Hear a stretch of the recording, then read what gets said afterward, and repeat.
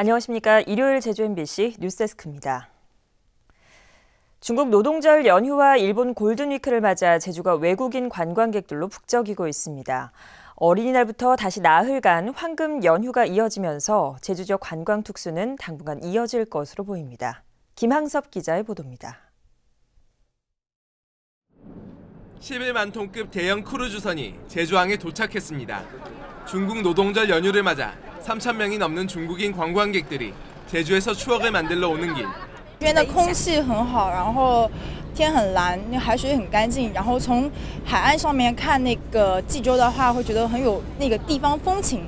然后再接着就是我感觉 관광지에는 중국인 관광객들의 발길이 이어졌습니다. 바다와 산을 함께 볼 수 있는 성산 일출봉은 단연 인기. 이국적인 풍광을 배경으로 사진을 찍으며 제주의 아름다움을 담아갑니다. 노동절을 맞이해가지고 더 많이 일출봉에 찾아주시는 것 같습니다. 오늘도 한 10,000명 정도는 아마 오신 것 같은데 4일간 이어지는 중국 노동절 연휴 기간 제주를 찾는 중국인 관광객은 지난해보다 44% 증가한 33,000여 명에 달할 것으로 전망됩니다. 8일간의 골든위크를 맞은 일본인 관광객 3,000여 명도 제주를 찾을 예정이어서 숙박업소며 렌터카 업계 등의 예약률이 90%를 육박하고 있습니다. 특히 어린이날부터 다시 시작되는 연휴 기간에는 내국인 관광객 24만 명도 제주를 찾을 예정. 어린이날부터 나흘 동안 황금 연휴가 시작되는 가운데 앞으로 2주 동안 봄 여행 주간도 이어질 예정이라서 모처럼 관광 특수가 예상되고 있습니다.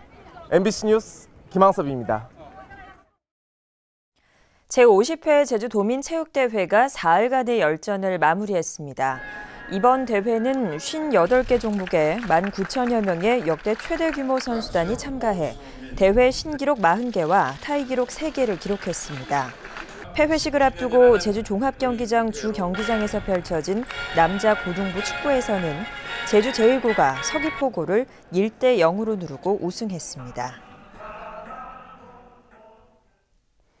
최근 제주 지역 건설 붐과 함께 폐목재 발생량이 급증하면서 처리의 골머리를 앓고 있는데요. 이 폐목재를 연료로 재활용하는 방안이 추진돼 눈길을 끌고 있습니다. 홍수연 기자입니다. 도내 건설 현장에서 수거된 폐목재가 산더미처럼 쌓여 있습니다. 콘크리트 거푸집으로 사용된 널판지부터 쪼개진 자재까지 야적장을 가득 채웠습니다. 하루 평균 반입되는 폐목재는 지난해보다 25% 급증한 40톤. 급증하는 생활 쓰레기로 소각하지 못해 올 1분기에만 작년 매립량의 절반에 달하는 3,400여 톤이 매립됐습니다. 1톤당 하면 비중이 한 0.6으로 잡았을 때 부피가 상당히 많이 불어납니다. 그래서 여기 부피가 많기 때문에 매립장 포화에 상당히 빨리 기여가 된다는 것이죠.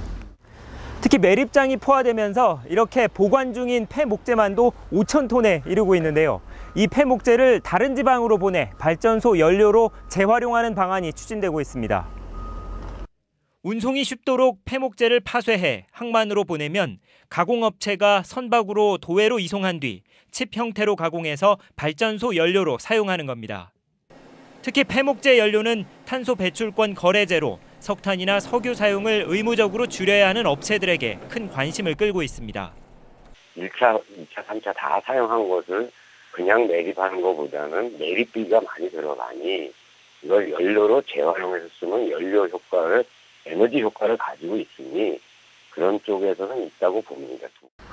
폐목재 재활용이 심화되는 제주 지역 쓰레기 처리난 해소에 어느 정도 도움이 될지 기대를 모으고 있습니다. MBC 뉴스 홍수연입니다. 제주시 탑동 신항만 개발이 정부 차원에서 추진되고 있습니다.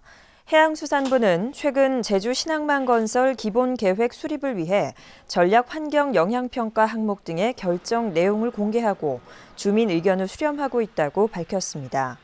해수부가 공개한 건설 계획에는 오는 2030년까지 크루즈부두 4선석 등 모두 136만 제곱미터 규모로 제주 신항만을 추진하고 있습니다. 제3차 항만 기본 계획에 반영하려던 제주 신항만이 신항만 건설 촉진법에 따라 추진돼 사업 시기가 앞당겨질 것으로 예상됩니다. 제주시가 추진하는 복합 시청사 건립이 무산될 위기에 놓였습니다. 제주시는 지난 1월 옛 한국은행 제주본부 건물을 매입해 분산돼 있는 부서를 한 곳에 모으고 상업시설을 함께 시설하는 복합시청사 건립을 추진해왔습니다.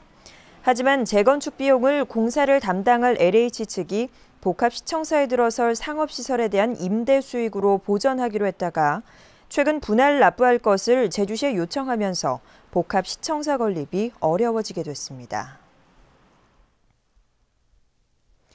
민주노총 제주지역본부는 오늘 세계노동절 기념대회를 개최하고 노동계약 저지를 위한 대정부 투쟁을 결의했습니다. 이들은 박근혜 정권이 구조조정과 성과 연봉제 등을 강행해 노동자들을 죽음으로 몰아넣고 있다며 7월 전면 총파업 투쟁으로 박근혜 정권과 자본의 노동계약을 막고 여미지 식물원 분회와 한라대 지부 투쟁을 올해 안에 승리로 이끌기 위해 연대할 것이라고 강조했습니다. 서귀포 심야에서 살해된 채 발견된 중국인 여성의 유족들이 비용 문제로 제주에 오지 못하자 제주경찰과 도내단체 등이 지원에 나섰습니다. 이상으로 제주뉴스를 마칩니다. 고맙습니다.